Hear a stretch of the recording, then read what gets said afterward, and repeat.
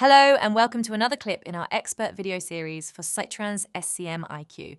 Today we are talking about the fast Fourier transformation analysis feature. It is a way of helping experienced maintenance workers to better identify potential failure sources by displaying not only the peak-to-peak values but also the different frequencies. First, we navigate over Citrans SCM IQ to data analysis and AI modeling.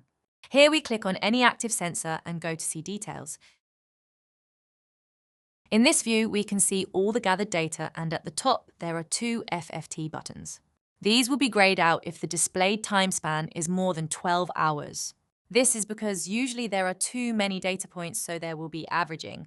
If the displayed time span is 12 hours, we no longer have any averaging. This means that now every raw value is displayed here, which is important for the use of the FFT. So, what we do now is we set two exact points in time that we want to compare and place FFT1 to one of them and FFT2 to the second point.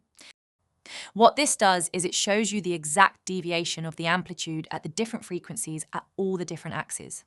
You can always change the marker, and it will show you directly the comparison. What you can also do is set one marker at a completely different date, so long as the displayed time span is still below 12 hours. The most common use case is to set one of the markers at a point of known good condition of the machine, device, pump, for example, the training phase, and the second marker at the point in time of the anomaly. Thank you for watching. With FFT analysis in Citrans SCM IQ app, you can effortlessly detect vibration anomalies, break down complex data into distinct frequencies, and spot unusual patterns at a glance. Empower your plant operations with precise diagnostics and proactive maintenance.